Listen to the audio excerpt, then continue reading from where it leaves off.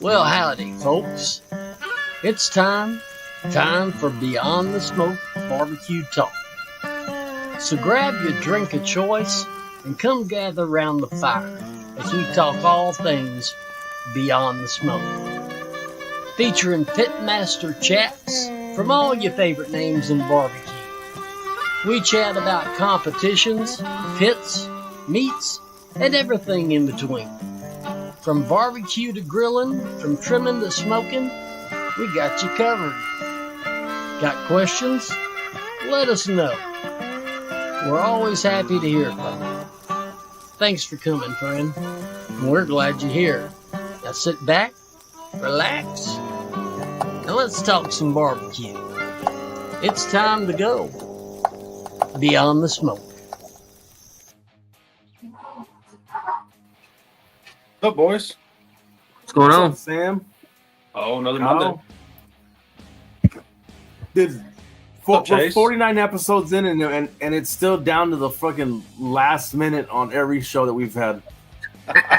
at least with me on my side, I'm always doing something, man. And now this internet, hopefully it keeps up. So we'll see what happens. Been having some issues. What's up, Brandon? Yep. Yeah, always something, man. I don't think it'd be a podcast if it ran smooth. 49 episodes in, I don't think we have one. Shit. What's up, Colin? Yeah. What's up, Colin? So he's working on cooking up something to donate some money back down south. Yep. Yeah. Hopefully get some more information from him soon and Yeah. spread it out a little bit. Yeah. Yeah, there'll be some more information going to drop on that. So nothing's been finalized. So Bobby, What's up, Bobby? man, I missed that red Quattro D, man. Thought that was mine for sure. What's up, Brian? Yeah, none. I know we got another one. You got that flyer surge. I know Chase is going to raffle one. He wanted to kind of let some things settle. And yeah, let me pull it up. He sent it. What's up, Lance? He had a big first place rib this weekend. Oh my shit! And a first place steak again, right? Yeah, that was Chase. Chase had a big first place steak again. I think 4 in a row for him. Dude, to do that 4 times in a row, that's pretty damn good. You had a good weekend too. Talk about your weekend there, Sam. Yeah, I lucked out, hit a first chicken and 7th brisket for 7th overall, and ribs kind of shit the bed. They were a little thin on the end that we put up at the top, and I think they just kind of tightened up on us and kind of fucked us. But man, it was good. Hit very first place chicken, so I'll take it. Hell yeah. Oh yeah. I was telling Sam earlier, Kyle, that when you sent that picture, it looked like a first place chicken. Just didn't want to jinx it. Sure. Man, there's Mason right there. He was the promoter this weekend. He done a hell of a job. He's kind of talked to him a little bit, so he's got some big plans for it for next year. Hell yeah. What's up, Louis? Take over for a little bit, Kyle, while I do this real quick. Okay. But yeah, I know Chase. He's donating a drum. It's going to be real similar to what Bobby did for Texas Firewalkers with just open it up. $25. I think it's $25 a spot. Yeah, give me 1 second. I'm trying to pull it up right now. And what he's going to do is he's going to use it, and whatever money he gets, he's going to try and get everything off of, as much as he can, off of the Texas Firewalkers Amazon wish list. That way it's supplies that they'll need and can just be shipped straight to them and help them out for now and for in the future. There it is. Yeah, so all proceeds go to Texas Firewalkers. Yeah, we're going to be, I guess, doing it on next week's show, right? Yep. So thanks to Chase for that one, for sure. Yep, so share it, buy a spot, buy 2 spots. Let's see if we can help them out down there. Oh, yeah. Man, it's not looking like the flooding is over either, right, man? And fucking land passes, and I just seen something Uvalde down there. All kinds of places, man. It's flooding out. Yeah, it's supposed to be raining again tonight. Pretty much all night. I looked at the weather report for tonight because I saw some stuff and I was like, is it really going to rain again? And sure enough, it's like 40% chance all night. So where at? In Kerrville, in that area, area. So it sucks, man. That shit sucks. Yeah. Crazy. Yeah, for sure. We actually got mosquitoes up here for the first time, and I don't even know how long. They're little bitty pieces of shit mosquitoes, but they still attack me, dude. Yeah. They still attack me. Last night I was working on the trailer. Bitches. I was working on the trailer last night, man, and dude, I got a freaking attacked. Fucking bastards. Man, go to Home Depot and buy those. It's just a tube, and you just fill it with water. They work pretty damn good. They're just like a repeller, and you just hang them on like the back corners of your fences. For mosquitoes? Yep. They sell 2 in the tube, and they're like $25. But man, they've cut the mosquitoes down at our house pretty good. Nice. And they're probably 60, 80 foot away from the house. Oh shit! Yeah, that's pretty good. They said that 4 are supposed to cover like 2 square acres or something like that. Damn. Shit, we got flies is what we got. Damn, they've been bad. Yeah, we've been having lots of flies also, and the one time I got one of those fly traps from Home Depot, dude. Those things fucking stink, man. That seems like death. Yep, man. We've been rotating Never bags again. About every week. Of those? Yeah. Oh yeah, no, fuck that. Fuck that shit. Dude, it's bad. But you know what? It's better than them coming to the damn house. Yeah, for sure. So. For sure. Kyle, what's up with you, man? We've been quiet this weekend. Oh, not much, man. Sorry, the doorbell just rang, so the dogs are starting to fucking bark. No, you're good. Not much, man. We just hung out and fucking played around in the trailer a little bit. Went and bought a fucking swamp cooler, so fucking around, you know. Nice. Hell yeah. Yep, there's Chase cool. right there. I guess Anthony's not gonna. What's that? There's Chase right there. Custom built drum, 2 colors, how many intakes, and if you want to sign, wheels and legs on the bottom. So you got some options when you win this drum. Nice. Hell yeah. Thanks, Chase. There's Toasty right there. Well, cool, man. Let's not waste any more time. Let's bring in. What's that? No, I just said there's Caesar right there. Toasty.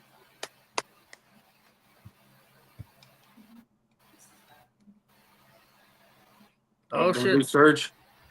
I thought we had him. Kyle? Can't tell certain or not. Oh, there he is. It's gone. I'm in. Sorry, man. This fucking internet, dude. Well, cool. Let's not waste any more time. Let's go in and bring in our guest. Sam, go and introduce our guest. Man, I don't think this man needs an introduction. We got Mr. Bill Purvis on. That was a little bit of a lackluster introduction, fucking Sam. Shit. Right, man. I don't know that I got all night to go through his Pretty accolades. weak. You know?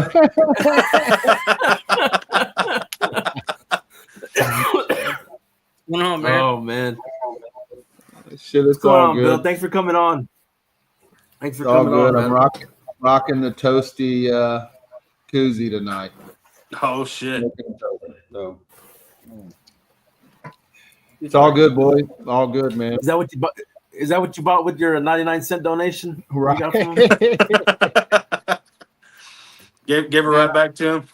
I couldn't afford a koozie because YouTube scrapes about 40% of that. So Oh wow! Yeah.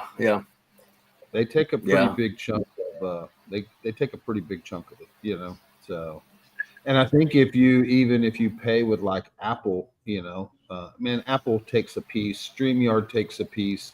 Man, they all got their hands. Everybody wants a piece of the pie, But Oh yeah, for sure. and it's what makes America work, So Yep. Yeah. it's all good. It's all good. I'm not mad at it, So Yeah. I think this is for you, Sam. Yeah, I know it is. Man, I meant it as a compliment, man. I thought, man, I don't know if you can top an introduction with all the accolades Bill has, and everybody knows Bill. Probably one of the best cooks, definitely one of the best cooks in Texas, if not the nation.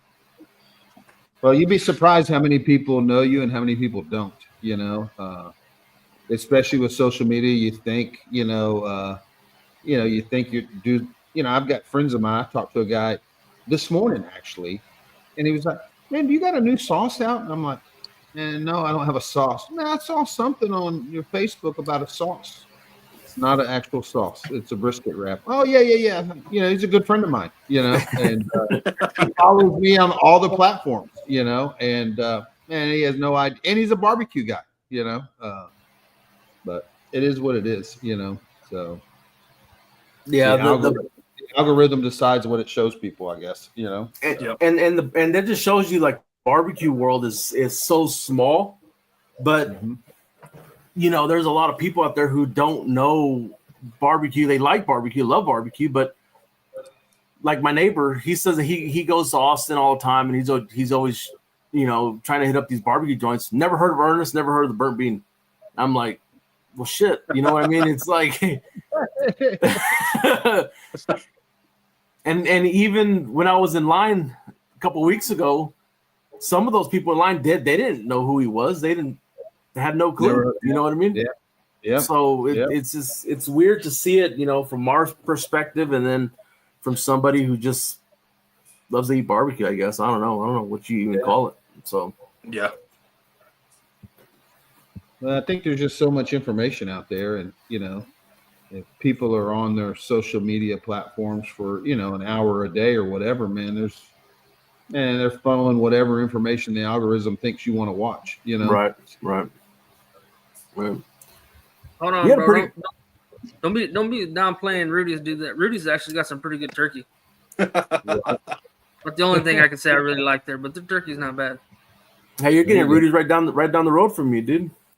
Yeah. I did think you were teasing a new sauce with that chicken video, Bill, where you're saucing your chickens on the Weber. I thought, oh, maybe he's got something new working. I am working on a sauce, but that was actually that was Dustin's sauce, that peach and ain't easy sauce. So Yeah. I ran it on my chicken. Yeah, it's a good sauce. It tastes great. So Yeah. I think it's a great sauce. So Yeah, I've been kind of running a little sweeter, peachier sauce on my chicken here lately too. Yeah. And it's been working for me. Right. Hell yeah. Cheap gas. Cheap breakfast burritos too. I don't think I've ever been to Rudy's, dude. Man, I've ate at a couple of them. The best one I had though was at right across from SeaWorld in San Antonio. You eat barbecue, Bill? Actually, man, I do like barbecue. I still like barbecue. I don't like competition barbecue, but I do like restaurant barbecue. And man, I will. Man, there's a couple of spots that I like to hit that. Man, they're not like on any list or anything. They're just little local spots that. Man, they're just cooking. I'm sure just a choice brisket or. And to me, man, that's what barbecue is, and I like a chopped beef sandwich, and I'll eat Bucky's chopped beef sandwich. Yep. But yeah, I mean, I do still like barbecue. Especially, I'm a big fan of chopped beef sandwiches and fatty brisket sandwiches and jalapenos. I love potato salad and I love beans. And I love everything about it. So. Yeah, hell yeah. But I don't like my own food at all. I can't. Man, I can't eat my food no matter what. So I don't know what it is about it, but I just don't like to eat it. Yeah. I'm the same way. I don't know if it's the taste or after standing out, around cooking it all day. It's Yeah. I think that's more than anything is just standing there cooking it. Yep. Already tired of smelling it by then. And I mean, I've eaten Rudy's plenty of times. Like I said, if I go to Rudy's, it's going to be a moist brisket sandwich with a couple jalapenos, and man, I might get banana pudding and some potato salad. Yep. And I'll put barbecue sauce in my potato salad. So yeah. I go and I like to get turkey. That's one of my favorites. The turkey, yeah. Just at any barbecue restaurant, I'd rather try some turkey or. I just have a hard time ordering the turkey. I mean, a lot of the turkey is good, but man, I'd rather have fatty brisket than turkey. Yeah. And it's probably the reason why I'm in this shape that I'm in. I should eat more turkey, So. Barbecue shape? Yeah, barbecue medium over here. No. I like the chocolate pudding too. Yeah, man, I like any dessert actually. It's hard. It's The hard to beat. You like the cream corn? I forgot about the cream corn. Yeah, I think it's good too. Yeah. What about Mrs. Chicken Fried's dessert? Dude, that thing looks amazing. Every time y'all post something on that, I was like, holy shit. And she's pretty much always hitting the first on that. It is. And, I feel like dessert is a lot like chicken to some degree, to where, man, she just cooks a good cheesecake, and I think it's just it's a safe bet. You're playing the odds that, most people like cheesecake, I guess. Now, I'm not a cheesecake fan, but for whatever reason, cheesecake doesn't seem to offend people. I mean, you see it every year at the Royal. You see it every year at Houston. The top 10 at Houston, they'll list it's usually always a cheesecake. For whatever reason, you got some people that, they don't like peaches. But then I like peach cobbler, but some people, Yeah. Maybe they don't like peaches or whatever, but I think the odds are that most people, man, they dig a cheesecake. And as long as you can make it taste like cheesecake and not something strange, then, man, you got a good shot. I mean, you think they're scoring you on texture and taste. Man, how hard is it to get a 10 in texture on a cheesecake if it tastes like a cheesecake? You know what I mean? Mm-hmm. Like, yeah. If you take your knife and unless, man, you've turned in something that's supposed to be cheesecake, but it's got the texture of flan or something, you know what I mean? Then you may not get that 10. Right. So, yeah. Well, she scored pretty high at Fort Davis, right? With that again, is that she did? She last year she got second place at Fort Davis, and this year she came back and got first place. So, oh shit, yeah. No, she's done good with it, man. She got a 180 at the Jack when we cooked the Jack. But first through 8th place was a 180. First place all the way to 8th place were perfect scores. Wow. And, she got a perfect 180 at the Royal, but I think the Royal was like first place through 50th place. There was, I don't know, 400 or 500 desserts, so she's been able to score 180s at both of them. She's cooked San Antonio Rodeo, and I think I know the first year she got 11th place, so one spot away from a banner. And then I think last year she was 12th or 13th, so. Damn. So I really want the black and gold banner from San Antonio, It's coming. It's coming. What's better, your brisket or her cheesecake? Man, her cheesecake all day long. Yeah. And I want to puke on my brisket. Nasty. And she takes it. She says the same thing. She's like, oh, I don't know. So. Yeah, you've been rocking on brisket here lately. Brett gives me grief. He's like, man, don't even try it. I don't even want to hear it out of you. So. No, you had a pretty good weekend this weekend, Bill, didn't you? Yeah, man. I got a reserve. And I didn't feel like it was a reserve or a grand cook. I kind of felt like it was. Everything was just a little bit ugly, if you will. The boxes weren't the prettiest, and the meat was tender. The brisket was over. Maybe I felt like my brisket was like a touch mushy, like I pushed it too far, and burn ends had a little. To me, they were a little too fatty. I shoved them in there anyway, but yeah, man, we were lucky enough to walk away with an RGC. I think I had an 8th chicken and an 8th brisket and a 2nd rib. So barely beat 3rd place, but I think less than a point. Wow. So, oh wow. Yeah.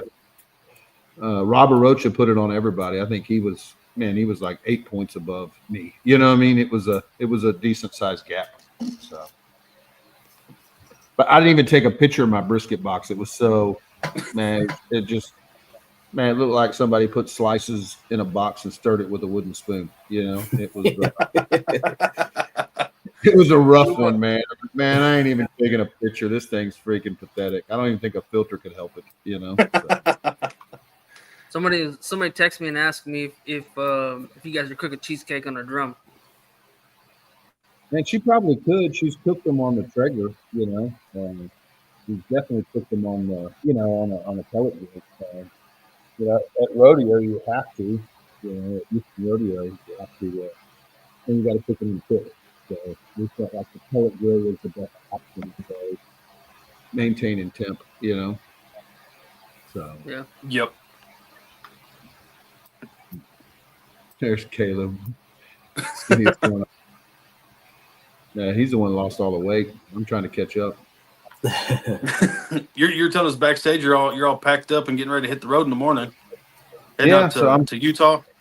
Yeah, there's an auto in Salt Lake City, a KCBS, and they're paying out $20,000. So I think I was maybe team number 27. So man, I like going on the road. I like traveling, and if it's an auto, man, it's a chance to go back to the jack. I really enjoyed cooking the jack.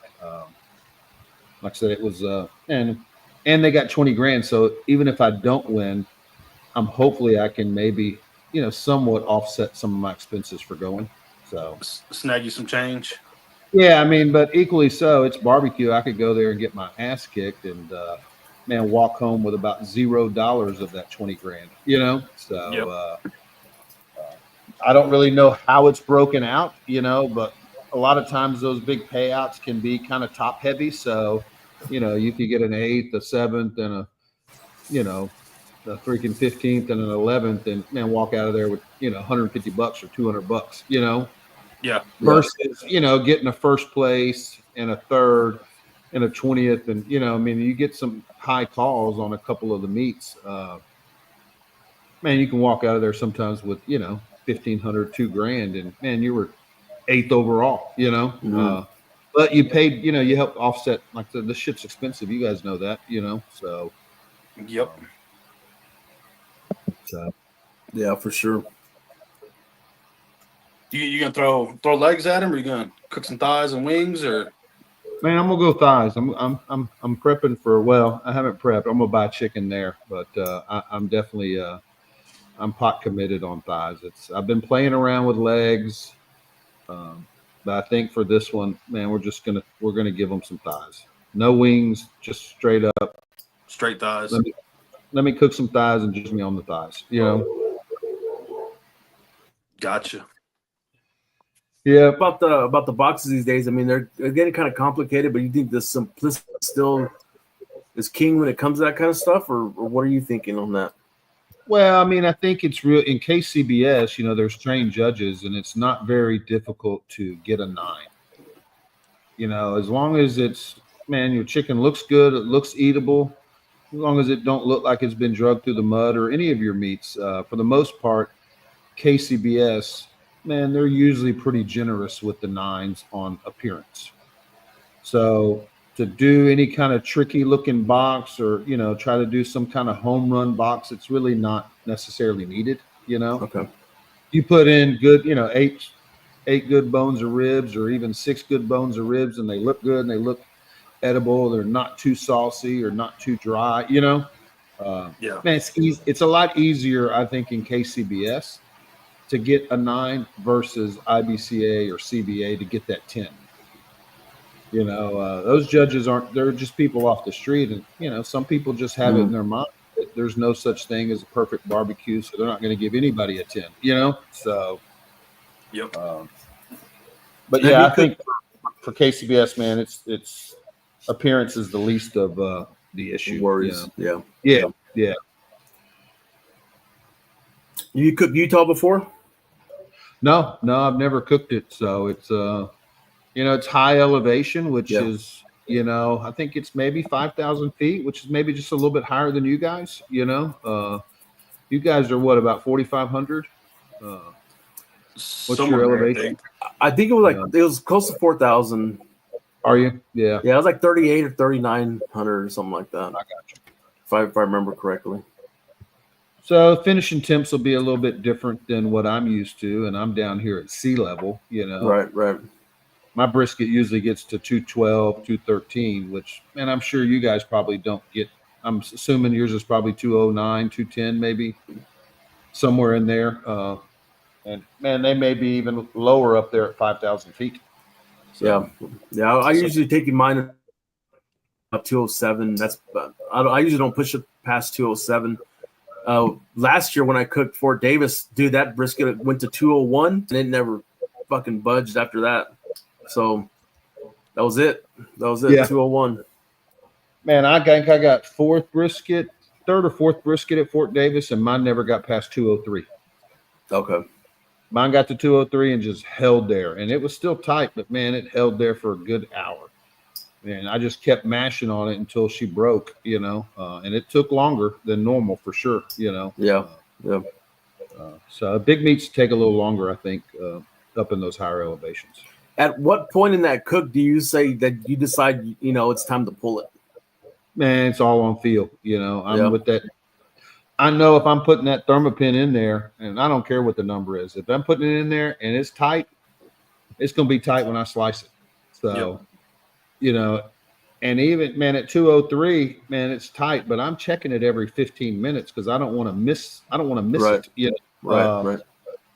But yeah, I mean, it's all on feel. And even if it had me, Fort Davis probably had me second guessing it a little bit, like, man, it's been in there for an hour and it's still 203 and it still feels freaking tight. Is this thing ever going to get loose? And it finally did. But it's, you're kind of that mental game of like, fuck, should I pull it? Should I not? You know what I mean? It gets in your head and you're like, man, am I drying the thing out? Am I gone past it? You know what I mean? Right. So I just had to fight some of those little guys off to, but man, if I fall asleep and lose, track of it and it's been 30 or 40 minutes and I haven't felt it, man, then it's, but I know it, every 15 minutes I'm feeling it. Man, it's not going to get loose and then get tight, so. Yeah. And you're cooking that on the breeder smoker now? Yeah. Cooking all that stuff? Yeah. You think that temperature changes much on different types of briskets you're running? If you're running a snake or a midland or a prime or I do, man. I do. I mean, I cook mainly a lot of snakes, but back when I was first cooking, I would cook a lot of Akashis brisket because they were easy for me to get. They were local, little Texas Star Grill sold them, and man, those Akashis, man, I'd push those they'd get to like 215 before they got tender, Oh, so that's one brisket I noticed that I had to, it seemed like the finishing temps were always higher than a snake, if you will, or a Midland, you know. But yeah, I think every breed's a little different, you know, to some degree, especially on the cow.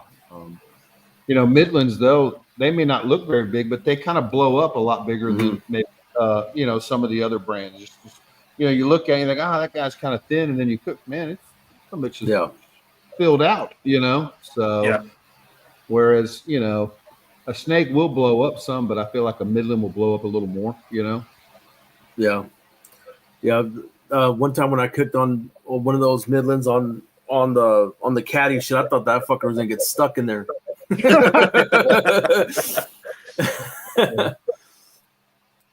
Come out looking like a football. Right. I ordered one of those Akaushis, the heart brands, and I tried it, and that motherfucker, I mean, that thing would drink some fucking injection, you know. Right. And I cooked it. It was a great fucking brisket. And I didn't try them again. I just kept buying them from Midland after that. You know, I'm like, shit, next time I see one, I'll buy one. Fucking that Akaushi, dude, that shit shot up. Those heart brands are expensive as shit now. They're like 14, 15 a fucking pound.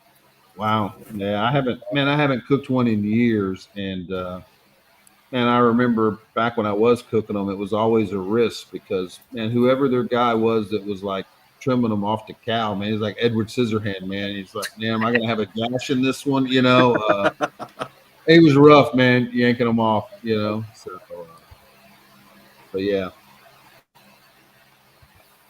but I don't do that many primes for the most part. You know, Chopping Block takes care of me on the man. They hooked me up, and man, I'm glad to be sponsored by those guys. So.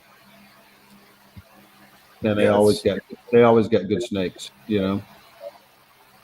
Awesome. Yeah, it's kind of hard to find them up in Lubbock. You know, you go to HEB and they might have one, they might not. If you find one, it's a 12-pounder and all the grains run like this. Oh, that's a KP special, man. He loves those little 10, 8 pounders, man. And it's a nice one for him, man. If it's 10 pounds or under. That's exactly what he's looking for, you know. What's up, Fred? What's up, Fred? He's leaving tomorrow too. He's headed to Utah as well. So. Oh shit. Yeah, he wants me to bring him the extension cord, and I don't know if I'm going to do it. You know. Go pack him just a little 6-footer. Yeah, I got the smallest one. All right, bro. Oh shit. Man, so you've been killing it on social media, Bill. What kind of helps you decide what you're gonna do for as far as like videos? Is it just like spur of the moment, like when you're at the house, or? Pretty much, yeah. I just try to capture as much content as I can and try not to be lazy about it, you know. And man, there's plenty of times that I don't film and don't gather any content, and then, man, if I get home from a cook-off, all right, let me see what all I gathered and see if I can. Sometimes it's just like the brisket, you know, and that's all I really got, you know. But I want to try to do more kind of storytelling with the Instagram reels and kind of step by step to where it's not just slicing the brisket, you know. Right. Whether it's, but you know, that stuff, man, it's, you know, you're at a comp, you're trying to obviously win the comp, you know, and you know, having different angles helps kind of that storytelling philosophy, if you will. And man, a lot of times I'm by myself, you know, and my wife's with me, then I can kind of put her, you know, in charge as long as I don't moan at her too much because she'll shut her down, you know. So I gotta watch what I say, you know. Yeah, it's been cool to watch, you know, because we're all about 2 years in, so watching you and Fred and Eddie starting to put out more and more content, and Alonzo with, you know, just even simple things like trimming and stuff like that. Man, I go back and I'll watch you trim, I'll watch Alonzo trim, I'll watch Fred trim, I'll watch Eddie trim, and it's like, oh shit, kind of pick something up new that I forgot or haven't done, and it's been good. And I point new cooks to y'all stuff all the time, so it's been a great tool just for everybody, honestly. Well, you know, I think, man, obviously Texas has got some really, really good cooks, you know, and most of them don't post anything, you know. Man, there are people that don't post their boxes, you know, and but yet, and there's people out there that don't do competitions, you know what I mean? That are doing all kinds of stuff on social media. And I just feel like, man, we should, man, we're all good cooks, man. We should be posting our shit, and, obviously trying to help people. It helps people get into the game, and it's not a big group of people that are in this game. It's a pretty small group of all of us that are competition cooks, and man, to attract other people, um, and I think posting some of the stuff that we do helps, Mm-hmm. Did you ever think your chicken fried brand would take off the way it took off, Bill? I can't say that I did, for sure. I definitely didn't know,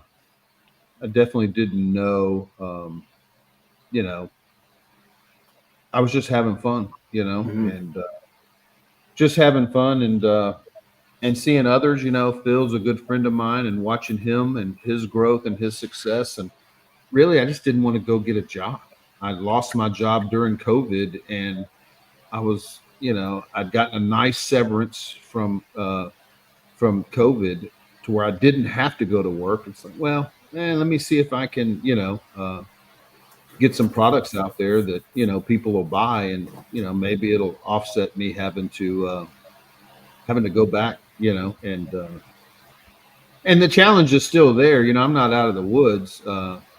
It's a lot of my brand, a lot of my following is competition cooks, so, and it's a small group, it's not the backyard. It's not the backyard, man. And those guys aren't using brisket wrap. You know what I mean? Right. They're wrapping in tallow, or, you know what I mean? They're not throwing it in a pan the way we do it, or a lot of us do. They're just wrapping in foil or butcher paper. So yeah, it's man, it's definitely definitely more work needs to be done to make it sustainable, if you will. So by the time you get your stuff, you get your stuff bottled and you get your stuff out there, man, sales are good, but man, you still got a bunch of vendors you got to pay, So. Yep. Did I see something about a belt buckle today? Yeah, it's just trying to think of different ways. I know a lot of KCBS. I ran hard KCBS for 1 year, which is probably 2 years ago, where I just kind of, turned it all north. And man, I wanted to chase points in KCBS to kind of see where I would land. And a lot of those contests, man, everywhere I'd go, man, I'd love to come down there and win a belt buckle. Nobody, no other, Texas, we give out, a lot of contests give out buckles, but there's some really badass KCBS cooks out there that have won brisket, and man, they've never had a belt buckle. So I figured, why not, man? I'm getting lots of people using, and tagging me without me actually, man, I get people that tag me, that I don't even know who they are, and they're tagging that they got a first place brisket using my products, so, which, man, I think is great, but equally so, man, it'd be cool just to give out a belt buckle every quarter to, man, these people that don't have a problem, sharing that they're using my stuff. So, and who doesn't like belt buckles? Belt buckles are badass, and, we get them all over in Texas, but, man, the rest of the world doesn't, so. Absolutely.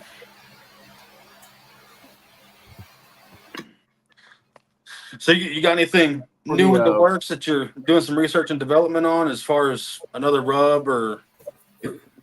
Yeah, I'm working on a sauce. I'm working on a steak rub, like an SBG kind of steak rub. I'm in at Home Depot, and both me and Fred, and, me and him both have 2 rubs, but most of the other pitmasters that are in that program have 3 or 4 or 5. So, they want us to come out with another rub, because I think they're getting more slots at Home Depot. So I think Home Depot's liking, the success they're having with the little kiosks and stuff. So yeah, I'm trying to get something. And again, man, I want it to be something I can use, but also something that, people will walk by and, man, shoot, I'm going to buy this, Right. So it's probably going to be like a steak rub because I feel like more people are cooking steak that are hitting the aisles at Home Depot than are cooking brisket. Mhm. I'll probably use it on my brisket, and I'll probably use it. Man, I'll probably use it on a lot of my meats, but I think I'll market it as a steak rub again to try to get, that bigger audience of. But in saying that, you go to HEB and you look in the bin, and man, there's 50 briskets in there, and every week there's 50 more.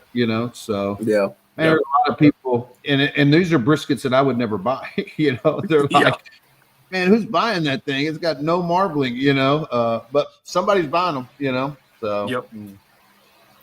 Yeah, I think whenever I go looking for meat, catering companies or whatnot that are going in there, and because if you're catering, man, you can't afford to be, buying prime or Wagyu. So. Yep. Yeah. Whenever I go to HEB and start looking for briskets, what I've noticed is, I notice what people pick up, and dude, they're just looking at pricing. They're not even looking at any of that shit. Yep. They look at the price and they find the cheapest piece of meat they can find, and they'll throw it in the basket. So. Yep. Well, I can't wait to get some better product at our Home Depot here, man. We ain't getting nothing. So I don't know how do they pick what they send to? So how does that work? So the company that, man, we're with is you get a co-packer, and our actual co-packer that we're with, they have a marketing or a sales team that's out like emailing. They're on LinkedIn trying to find buyers to place us into these stores. Most of your traditional co-packers don't do that. They just make it for you, and they call you, hey, your pallet's ready, send a truck, and it's up to you to do the marketing. Oh, okay. So this co-packer actually has an actual sales team that's out knocking on doors. So that relationship with Home Depot isn't really through me, it's through them. Gotcha. So I'm not necessarily involved in a lot of those communications, or really any of those communications, other than, hey, Home Depot decided to pick you up, and you're going to be in, 300 stores starting out.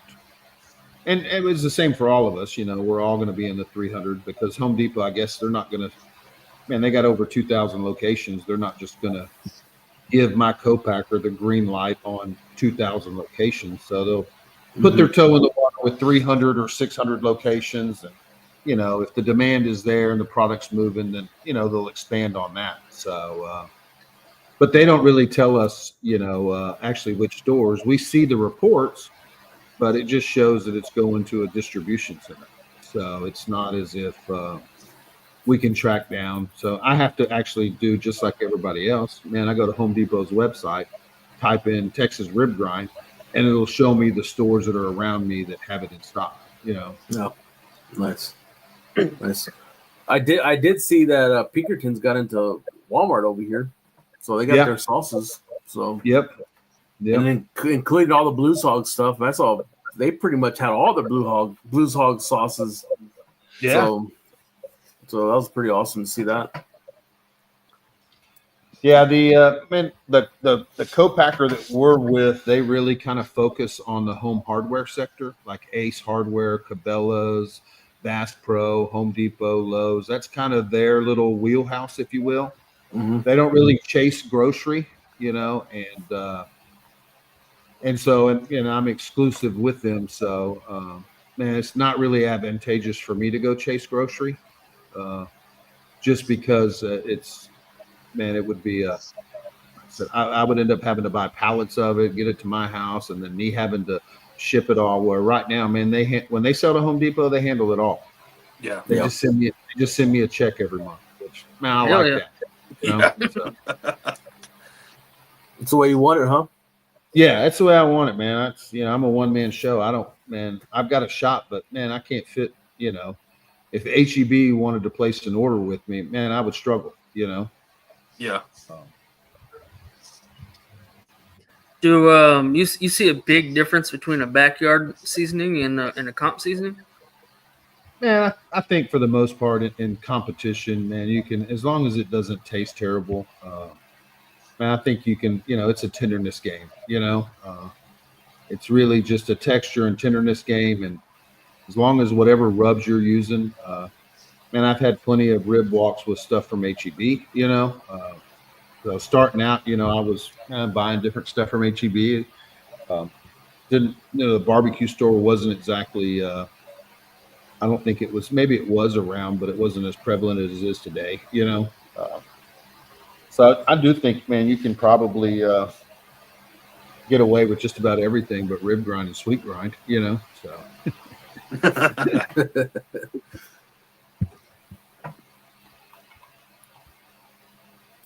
So, you guys getting any rain down there where you're at compared to?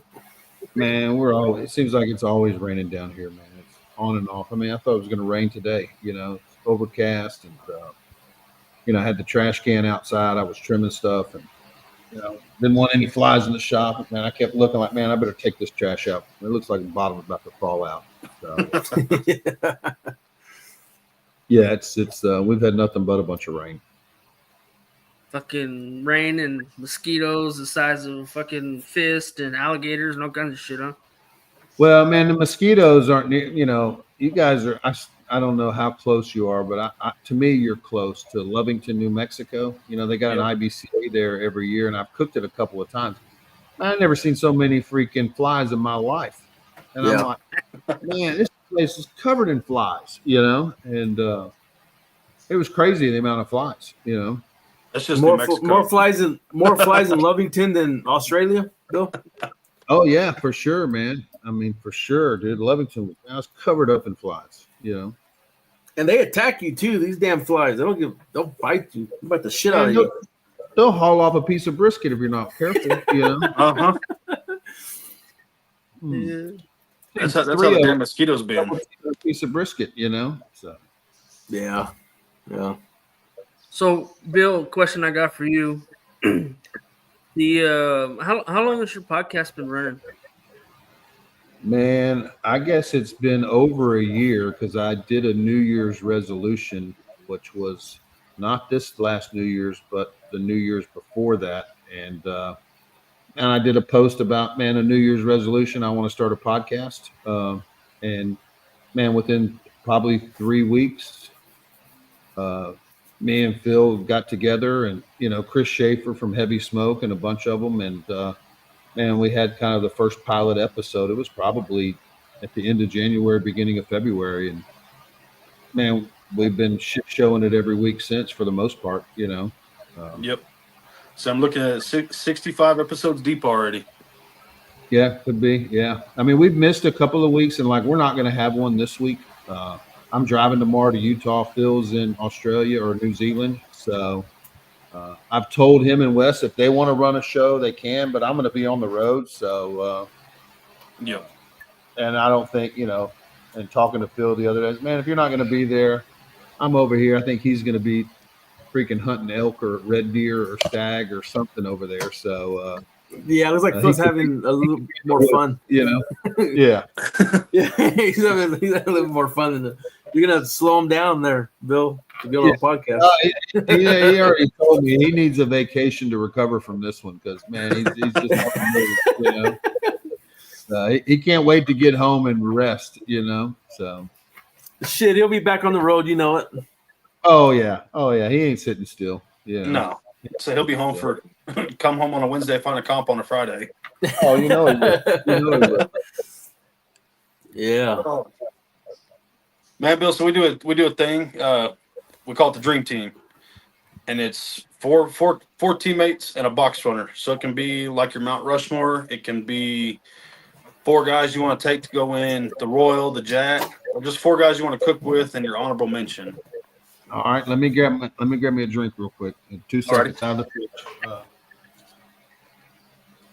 You hit him hard, bro. Needed a drink. Did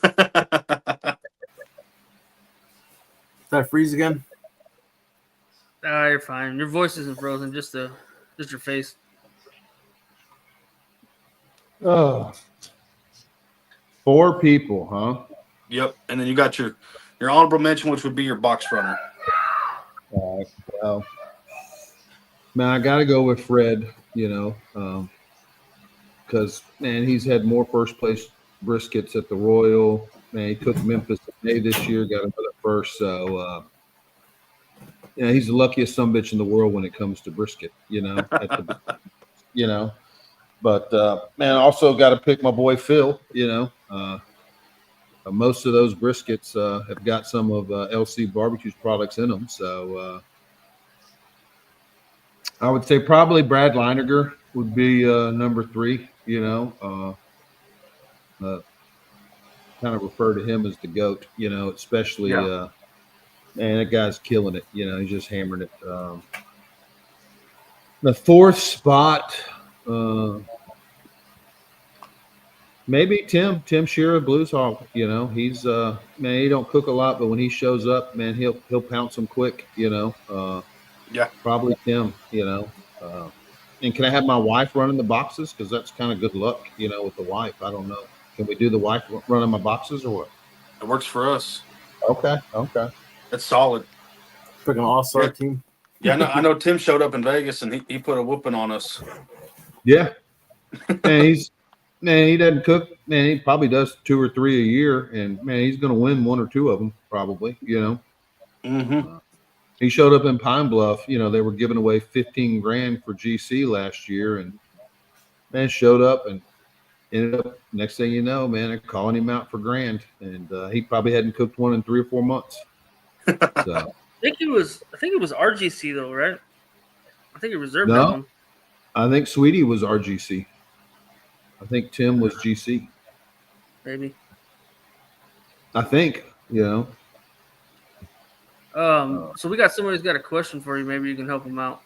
Maybe it's your expertise. Maybe not. What's the question? Need some tips or no? So really, like, not even so much for the salsa, but your product. Like, what tips would you have on getting some on your product out there? You know what I mean? If you've got a product to sell, man, the biggest tip to me, the biggest thing is social media. You got to post about it, you got to repost about it, you got to post, and but I also think too, you don't want to be necessarily a commercial. You know what I mean? Right. So I think if you can get on social media and provide some sort of value, whether it's a pork, a trim video, if you give people, man, some valuable information and you're not charging them, right? Man, the hope is that they'll want to support your brand, because man, look what this guy's giving me for free, man, I'm going to buy his rub, I'm going to try his rub, or I'm going to try his brisket wrap because, man, I've taken some tokens, I think just innately in people, if someone helps you out, you to some degree feel somewhat indebted to them, so if you're trying to, and I think that's in any business, man, if you're trying to sell insurance, man, whatever you're trying to sell, the more you can help people and provide value, man, the more people they're going to be, the more people will, man, gravitate towards you, to, man, to support you, Right. Yeah. And I can add on that. Shit, nobody follows me, but still, I think a lot of it has to do with storytelling. Like, tell the story. You know what I mean? Yeah. If like this guy, like Arturo, it says that he has the recipe's 33 years old or whatever, and tell that story of how it came about. You know what I'm saying? Yeah. People love stories.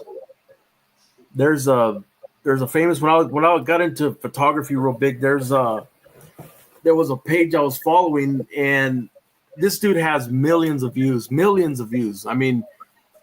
And I think his page is called, if I remember correctly, The Faces of New York. And I think he still does it, but all he does is goes and he's a street photographer, goes out, takes a picture of people that catch his eye, kind of talks to him a little bit and puts their story with his picture that he took on Instagram. And man, he's getting millions of fucking likes. You know what I mean? Right. It's all about storytelling. And I think that would be a good way to get your brand out there.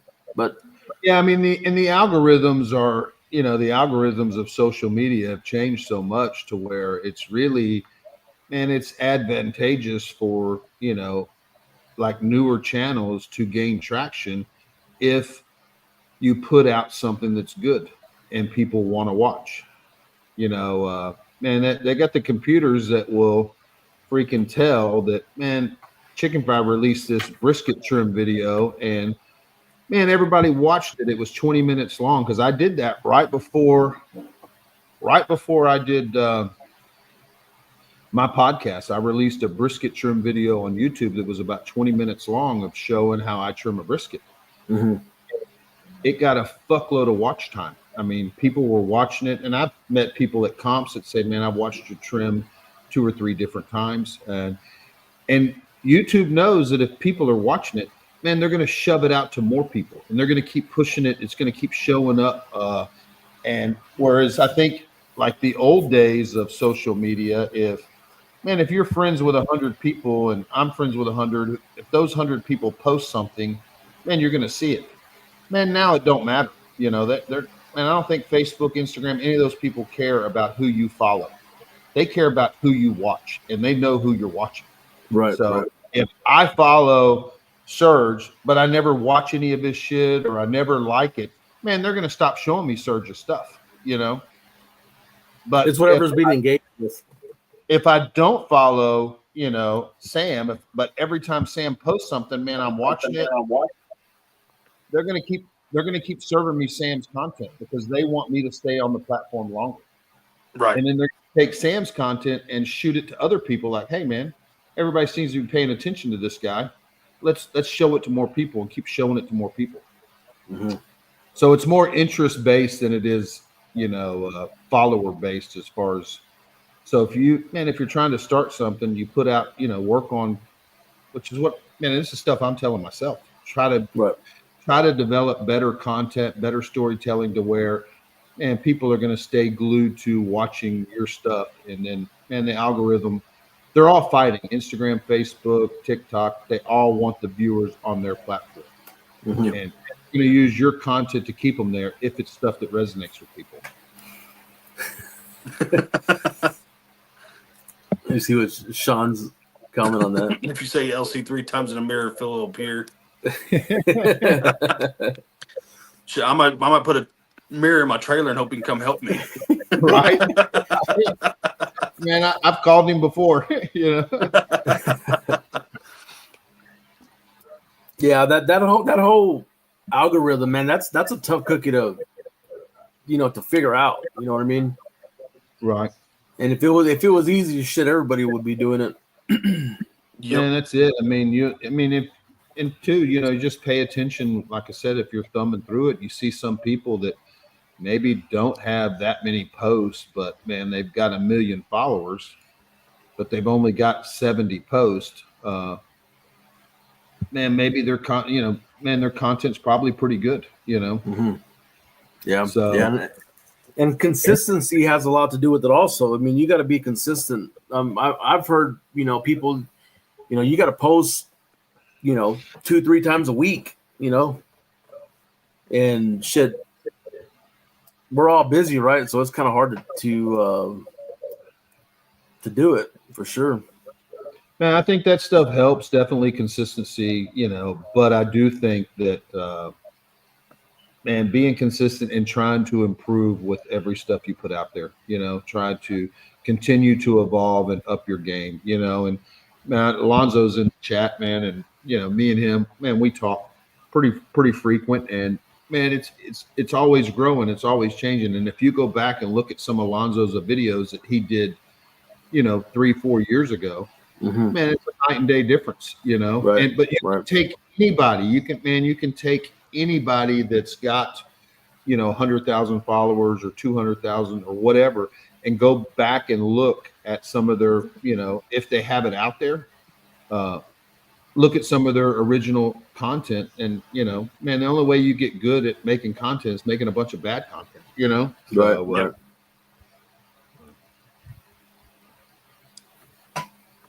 I've noticed too, it kind of seems to help. Like you see, like like a bunch of the trends, like, the brisket slice and jiggle, the jiggle when you slice the brisket, catching that little bit of the video and posting it seems to do good at times. And it seems like it's kind of like a trend as to what's going on right now. Well, I think too, for us as comp cooks, the guys that are cooking, we cook briskets every weekend. And man, the average person is not cooking, 50 briskets a year. They may cook one a year, Mm-hmm. The average barbecue channel on social media, man, is probably not cooking as many briskets as we cook. And they're doing a smash burger video, or they're doing, poppers, or they're doing, something, brisket video will take you, if you're I'm making that content. It's that parquet. But, the average social media person that's got a barbecue channel probably isn't cooking briskets. It's expensive to buy a brisket. They're not going to go and buy a $100 brisket to do an Instagram reel that's going to get, 1,000 views, and they're not going to make any money. And it took them all day to film. Man, they'd rather go do a smash burger and, doesn't take them as long, or do some wings, or you know what I mean. And it's a lot cheaper and it's a lot quicker of a film, and they get content out there. Yep. So I think for us, we're cooking briskets all the time, man. We're putting something out there that's, man, not a lot of people are seeing. And most people cringe with the electric knife, which, man, it does good. Instagram sees all these comments, people hating on the electric knife. Man, let's show it to more people. Man, They love it. They love it if people are arguing on social media, Yeah. Yeah. Shit, I just think the electric knife makes everything easier, honestly. Oh, yeah. Yeah. So, I told Fred he needs to start slicing it with the electric, because Fred still uses a slicer. Yeah. Man, electric knife gets more death threats and hate mail on social media, which it's great for the algorithm, Yep. At least a slice or two, Fred, and then you go back to your other knife. Yeah.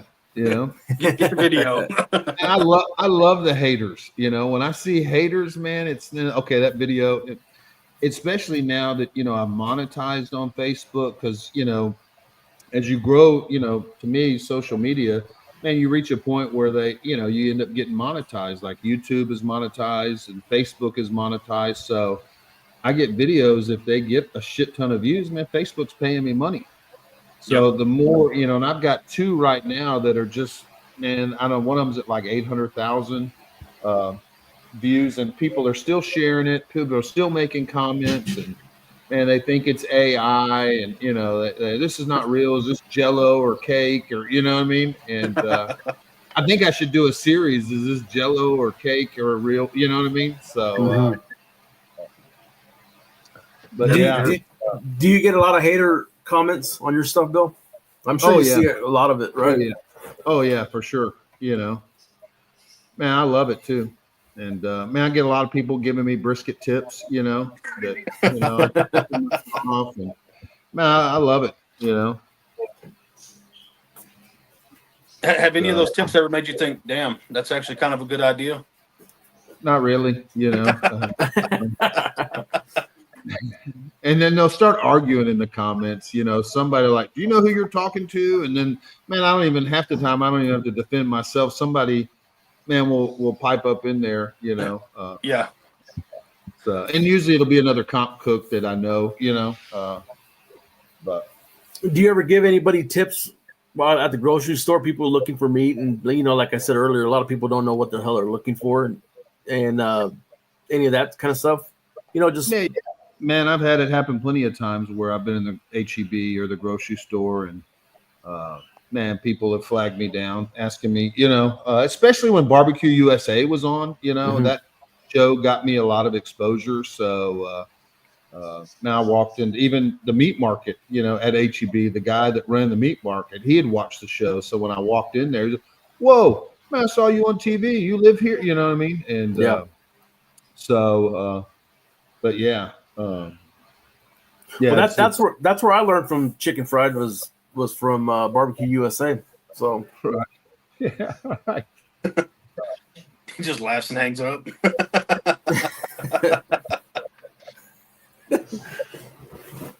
I say Peter was in there. He was saying that you need to give a class on your filters. Man, I probably should. I probably should. I have a filter saved on my phone. And Serge knows how to do all this stuff too. But in Lightroom, you can save you can save different presets. So I have it called the Purvis filter. So anytime I put a box together, man, I'll throw the Purvis filter on it. I use Lightroom on my PC whenever I do like the photography stuff with the camera, but on the phone I'm using a not Snapchat. It's a Snapseed. Snapseed. Yeah. Snapseed. Yeah, so that one's just a lot easier for me to use, and I like it. So that's what I've been using that for years. They did an update on it, and it kind of pissed me off because everything's the same, but it's just put different on there, and you got to go back on there and look. But whatever, it is what it is. Yeah, man, it's just a matter of, I think they all probably do similar stuff, and for sure. And I have found my way and got familiar with Lightroom, and I probably don't know how to use it on the computer. Man, everything I know is on my phone. Whether it's my editing, a lot of my editing is on my phone. Everything is done with the phone. Yeah. Did you have editing background at all? Did you mess with it, play with it before, or is something you just kind of learned? No, well, my job beforehand, I was head of sales for a logistics company, and I did all the proposals. So, and usually what I would, we'd do proposals to like Exxon and some of the bigger oil companies. So, I would have a lot of technical people giving me all the jargon to put in there, the legal team and all that. And then I would just try to package it all up to make it look professional to hand to the Exxons of the world or whatever. So I did a lot of packaging of our proposals, and whether it was, putting in some graphics, but man, it's all been just kind of copy and paste and seeing some other stuff that I like and trying to, emulate it, if you will. So I've always been pretty decent with, I guess, the computer, if you will, because I did have to do that for work as far as, putting together all of our submissions. Yeah. Nowadays you don't even need to do that. You have ChatGPT now. Oh man, ChatGPT is brilliant. ChatGPT is really good. So. I was talking to my wife. She's a teacher, and we're talking about ChatGPT, and we didn't have that when we were growing up. So the kids these days that have that, that's kind of scary to think that you don't need to know shit to know shit. You know what I mean? So, yeah, like we're talking about like doctors. You know what I mean? You go to medical school for however years. Shit, a lot of them are going to be using ChatGPT, and you know what I mean, to get through it. So but I think you got to be careful too with ChatGPT, because sometimes a little bastard tells you what you want to hear. And you'll have to correct it. Be like, man, doesn't this, like I'll use it for recipes and stuff around the house, man, am I supposed to have lemon in the pontchartrain sauce? Oh, that's right. You know what I mean? Like, no, what about cream? You didn't list heavy cream. I'm doing a pontchartrain sauce, and oh yeah, that's right. Here's a revised version. So, ChatGPT sometimes, and I think there's some obviously AI associated with that. I saw someone say, that I guess there's different platforms besides ChatGPT, like a competitor. Right. I don't know what it was, but it's like a competitor to ChatGPT that doesn't build a memory of who you are, because I've used ChatGPT so much. Man, help me do this. Is that for the podcast? It'll ask me, it knows I have a podcast. It has a working memory of who I am and what I'm about, Yeah, for sure. No, it's the same thing with mine. I mean, it says make me a post, and does it make you the post for, for the show or for my personal one or whatever I want to do. And it's just, it's kind of scary, when you think about it. When you think about it. I asked it the other day to see if any of my recipes were online, and just to check, if I could, hey, do you have any of Bill Purvis's competition recipes? And of course it pointed me to barbecue champs, but Man, I was just checking to see, you know. So. Yeah, I did stump ChatGPT though, so stumped him, man, stumped him. Apparently, he doesn't know anything about SIG magazines for the SIG. So I think what it said was that he's not allowed to talk about that kind of stuff. So yeah, interesting. Yeah, man, it's got some thresholds that you can't get into, you know. Yeah. So go ahead. The fucking AI is getting trippy, bro. You know, you guys talking about ChatGPT, a little bit of AI, but AI is getting trippy, dude. Like, I don't even know half of what to fucking believe on anymore when you see it on fucking Facebook. You guys see all these ones with the gorilla running around doing all kinds of crazy shit, cocaine, the Sasquatch and the Yeti. Shit's getting crazy, dude. Pretty soon they're gonna say your brisket's AI there, Bill. I already get that. I already get that all the time. Yeah, I'll get that. But no, it's way scary. You know, the ChatGPT stuff is. To me, that AI stuff is just, man, it's super scary because it can, man, they can clone people, they can clone voices, and you know, man, in the wrong hands, and man, there's plenty of people out there in third world countries that are starving, trying to get a hold of, you know. Obviously trying to get a hold of money from the elderly and from everyone else, to where, man, it won't be long before, man, your parents are getting a phone call and it sounds exactly with your like voice. You know? Yeah, man, that's scary. That's scary to think about, man. But shit, seems like that's where it's headed. I guarantee you, man. There's going to be some. I mean, they're obviously trying to stay in front of it with, you know, too authentic, you know, whatever the double authentication, whatever it is, but. And the criminals, man, they eat, sleep, and breathe different ways to con people, scam people. Yeah. That's what my wife. Go ahead. We had a fraud class at work, right? They sit down and talk about frauds and all this other shit. Anyways, they told a story where they were having a deal similar to this. They had like the CEO on there, an accountant, and some other employees, right? And the CEO told him, said, "Hey, this is the account number. I want you to send $10 million to it," right? The guy sent $10 million. Come to find out that it was all AI generated, right? The whole fucking deal. So that guy sent $10 million to a bank account, and there was no way to get the fucking money back. Yes. No, and I get emails, you know, I'm on the board of CBA, obviously, so is Fred, and I'll get emails, you know, from, you know, from Fred, you know, saying, "Hey, I can't really talk right now. Is there any way you can, you know, PayPal me $100?" You know, I mean, it's obviously, man, right.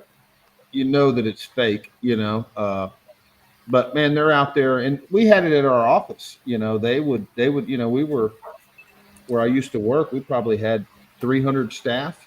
Man, they figured out who the head accountant was. You know what I mean? They figured out who the president was. And they're sending emails, you know, from the president to the accountant. "Hey, can you transfer $100,000 over here? You know, I can't talk right now." And I mean, obviously, we didn't fall victim to them, but man, these guys are studying stuff, you know, and whether they're, you know, I don't know what country they're in, but man, chances are, man, they're probably just hungry, you know, and man, they're stealing because they're hungry, you know. So no, it definitely is scary, man. It's scary, and to think about, you know, with all these calls, my wife's been getting a shitload of telemarketer calls, like almost one every 5 to 10 minutes. But to think that, you know, whenever they call, you say hello, hello, hello, hello, dude, they're grabbing your fucking voice. You know what I mean? Yeah. And they record that, and you're done. You know? Yep. It's fucking crazy, man. It's crazy. I just have more fun arguing with them. Right. There's Sean. They get everything they need from LinkedIn. But yeah, I mean, it's a crazy world, but I do think that, you know, man, there's always going to be space for, you know, just people being authentic, you know. And, man, there's plenty of AI. I think YouTube's got a big thing going now that, man, they're not going to pay for AI generated content, which I think is good. They're not going to, if you're monetized and you're putting out videos and, if your videos are AI generated, man, they're not going to sit there and pay you money. So, yeah. Yep. So where do you see Chicken Fry Bill going? What do you have a vision for it, or are you just gonna keep doing your thing? Man, my goals or my vision isn't huge. Man, I just want to keep doing my thing, and man, I'd like to get it to a point where my wife doesn't have to work. Right now I don't work. I do barbecue full time. Man, it'd be nice to get to a point where, man, she didn't have to work. We can live comfortable. And man, I really don't want I don't want a bunch of employees. I don't want to be a brand that's got, 15 people working for me. And man, I've had employees, and that's like babysitting. I don't want to babysit. So, man, I want to get as big as I can be with just being a one-man show. Yeah. To where, man, if I can make a comfortable living being a one-man show and not have to have, a staff and deal with, hey, man, so-and-so's on vacation this week and this person's sick and we, what I mean? I really don't want to, which is why I like the current setup where, man, I've got my co-packer doing a lot of the legwork and, man, I'm just getting commission checks every month, Yep. Having fun on the barbecue trail. Yeah, that's what I enjoy doing, and I enjoy putting together content and I enjoy learning that just as much as I enjoy, trying to figure out how to win at brisket, what's the right secret sauce that's going to get you across the line and get you that first place brisket or, constantly tweaking this and tweaking that. And man, it's the same thing I think with social media is, man, how am I going to, I want this video to do well, and keep tweaking, like I said, keep tweaking at it. And to me, it's a challenge and it's fun. So I enjoy doing it.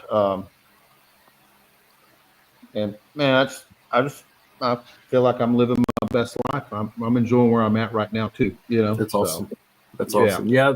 That's what I tell these guys all the time. I mean, the same thing with the food trailer. I'm not looking to have a fucking restaurant. You know what I mean? I just want to be able to serve what I want to serve and do my own thing. And if it makes a little money, it makes a little money. Make my content and just do my thing. So. And I'm not gonna lie. Occasionally, I want to open up a restaurant, and whether it's a small little, open little craft barbecue place, I fight that, Fred and everybody else, man, don't do it, because if you do that, you're not cooking comps on the weekend, Right. And now you do have employees, and now you do have, man, the pitmaster's not showing up tonight for the brisket, and I got to go in there, you know what I mean? So. And it's a whole different set of challenges if I do open up a place. But I do like the idea of having, in a small town, whether it be here in Magnolia, a little craft place that's just open for lunch, serving out some, really good brisket, brisket chicken ribs, nothing too, not wanting to go too crazy, just kind of traditional barbecue, if you will. But I probably need to chicken fry something if I'm going to have a place, So yeah. With the name, I have to chicken fry something, I think, So. Yep. So we got a question for you right here. Barbecue goals for the next year. So for me, man, it's growing. It's growing my social media to get my brand out there, and I didn't necessarily set a fixed goal, as far as last year when I decided to do the podcast. It wasn't like, man, I want to get this many followers or this. I just want growth, continued growth to get my brand out, because I do know the more I get my brand out there, man, it's more sales. When I post a piece of content, and I can tell that some of that content relates to sales. And I can see my phone goes off, cha-ching, cha-ching, got an order, so. I'd like to finish in the top 10 of whatever sanctioning body I'm cooking. I don't need to be number one. I would love to be number one, don't get me wrong, but equally so, my goal or my focus is more on growth of my brand. And I don't think and I don't think anybody remembers who number one was last year. You know, I don't think anybody remembers who number one was 2 years ago. You know, I don't. You know, I think Robert Smith was maybe number one last year. You know, maybe Phil the year before I think that. Phil the year before. Well, yeah, but so I just don't. A small amount of people that really care about that stuff as far as who's number one, and I don't think the general public, you know, necessarily cares about who's number one. You know. Yeah. I get that from my wife a lot. So go to the jack. You know, and I enjoy cooking the jack, but she probably is more interested in the jack than I am. Don't get me wrong, man. I enjoy it, but I do know that going to the jack and doing well at the jack probably isn't going to do as much for my brand as if, man, I'll go from 30,000 followers on Instagram to 100,000. And winning the jack won't do that. Winning the jack it's just going to be all of us that care that, oh, fucking Bill won the jack. How cool is that? You know what I mean? The rest of them don't give a shit, you know? Yeah. What about something like the Royal? Yeah, I mean, again, man, it's the Royal, the Jack, Houston, man, all of those are bucket list contests to win. But, man, I'm not going to lose any sleep if I don't, you know. None of that stuff is necessary to grow a brand. Right. You know, I mean, there's plenty of great barbecue brands, extremely successful barbecue brands, man, that have never won any of those big majors. And there's plenty of people that have won some of those majors, but, man, they haven't necessarily put 100% focus on their brand. And, you know, I mean, I don't know the team name, but, you know, the KCBS Invitational, which is a world championship, man, they've had a couple of winners over the last couple of years. And, man, I'm pretty sure that, man, some of those are still sitting at 1,000 followers, you know. And I think that would be the same for the Jack. There will be winners of the Jack that are still sitting at, you know, 800, 1,000, because most of us barbecue guys aren't good at social media. We're good at winning contests, you know? Yeah. I'm trying to get good at social media is probably more of my goal, you know? And I'd like to have a respectable finish in barbecue, if you will. Yeah. So just building your brand. Your brand. Yeah. Yep. And don't get me wrong, wins help. Don't, you know, man, if I go win a contest, you know, I won Austin Rodeo this year and I won it 2 years ago. And the next month after Austin Rodeo win, man, I had a bunch of sales at Barbecue Champs, you know. So, I mean, it definitely winning, you know, definitely helps. And for us, I think if you're trying to grow something in barbecue, winning does help for sure, you know, because you're out there every week and it gives you that authority. Whereas if you're just someone on YouTube that has your own line of barbecue rubs and you haven't won anything, man, it's hard to establish, you know, authority when it comes to barbecue. But people don't get me wrong, there's plenty of people, you know, making plenty of money just doing social media that have never touched a contest that have plenty of rubs out there, you know? Yeah, for sure. We see it all the time. So yeah, I mean, there's just a whole bunch of different ways to market and get your stuff to market and to, you know, to be successful. So, man, there's not, you know, one size doesn't fit all. Yeah. Do you find one social media platform props you up more than the other ones? Is Instagram better than Facebook for what you're doing and vice versa? Well, I think for me, and like, again, everybody is different. I make more money on Facebook than I do any of them. I find that Facebook is easier for me to get views, if you will. As far as if I post a reel on Facebook, I feel like it gets more views than Instagram. But at the same time, too, the Instagram community within the barbecue world is really active, where a lot of my views on Facebook are people I don't know. And I have more of a group of people on Instagram that I do know that, you know, they comment pretty regular. You know, it feels to me, Instagram feels more, you know, as far as, I guess, more of a community than Facebook does.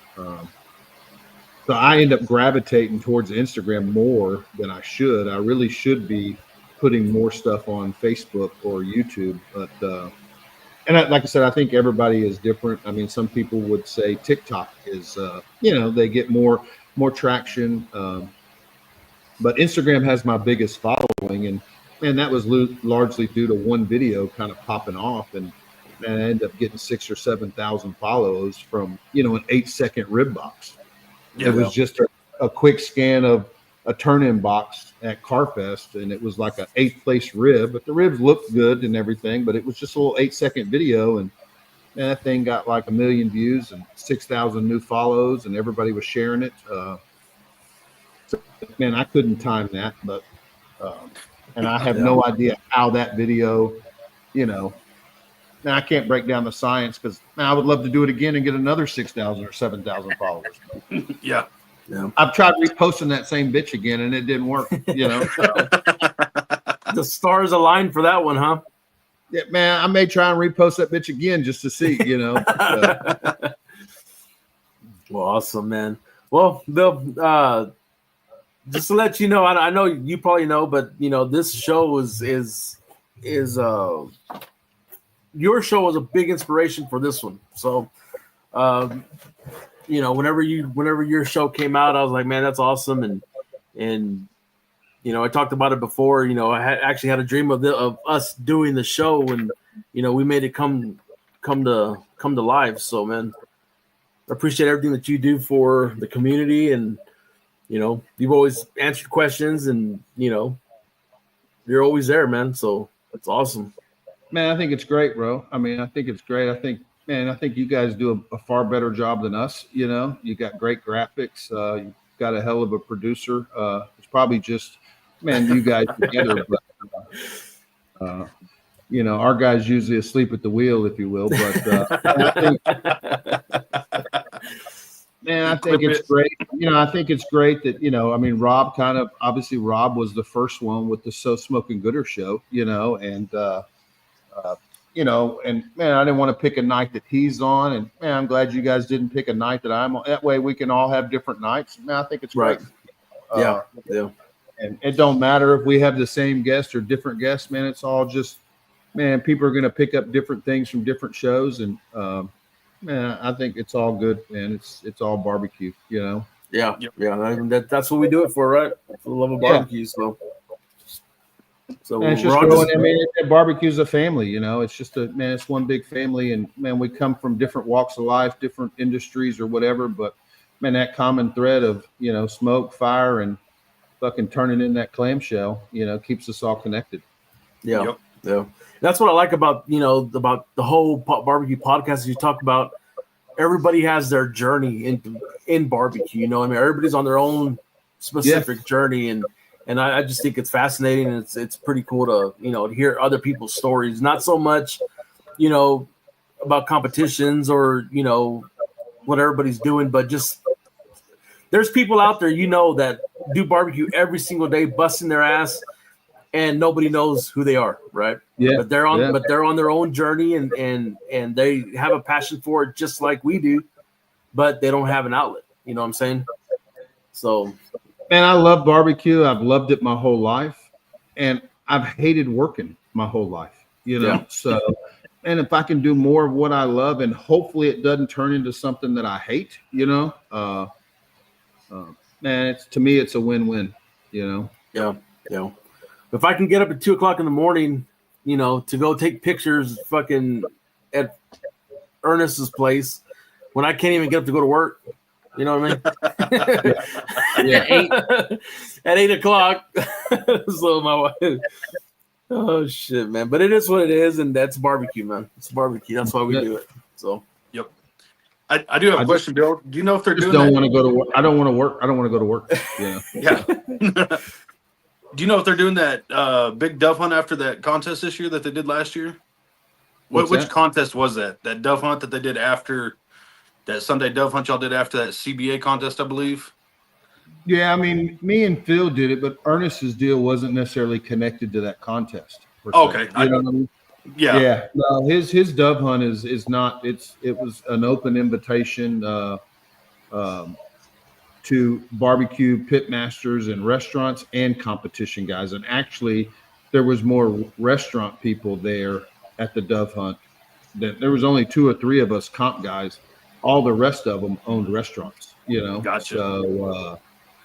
I mean, Ernest wanted it to be a mix of both because he's obviously, he's got a leg in both families, but they are 2 different, to some degree. Man, a lot of those restaurant guys network with each other, just like we do.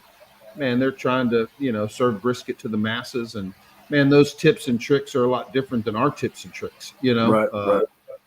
So those guys all, they're all a family, and man, I'm in a group chat with them all. Everybody that's on the dove hunt, and man, they post different stuff, but it's a lot of restaurant guys that are. It just so happened that man, the guy that was facilitating it all owned a hunting lodge, and he's good buddies with Ernest, and but he also dabbles in comp cooks, and he's been a promoter. He's put on a couple of contests, so Gotcha. Bringing in 2 worlds. Yeah. So, well, awesome, Bill. Well, I know you got to get going, man. I appreciate your time, and I know you have a long trip ahead of you. So, well, man, I appreciate you guys having me on. Man, I've enjoyed it, and man, time's flown. We've been on for an hour and a half, and it feels like we've been on for 15 minutes. So, well done, guys. Appreciate it, man. I appreciate it, Bill. Thanks, sir. Yeah, well, safe travels, Bill, and go kick some ass. Go get that. We're gonna try. Good luck. Safe travels. Bring that shit home. Thanks. All right, later, Bill. Later. Man, it was badass. Cool. Hell yeah, man. Hell yeah. Awesome. He took some time out of his day getting ready to travel and spend it with us. For sure, man. For sure. With everything that he has going on, and spend a little bit of time with us. Yep. That'll be awesome. Cool. What else we got, Sam? That's it? That's it, man. We locked in for next week? Yeah, we're locked in for next week. Yeah, next week's going to be a good one.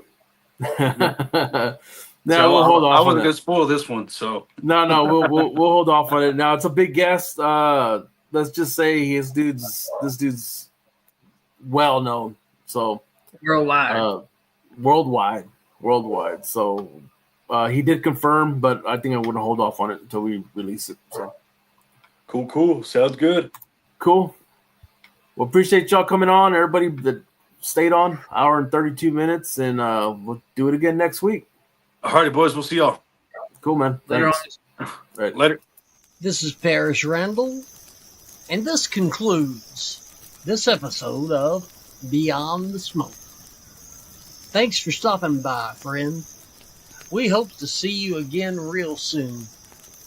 Until next time, happy trails. Until we talk meat again.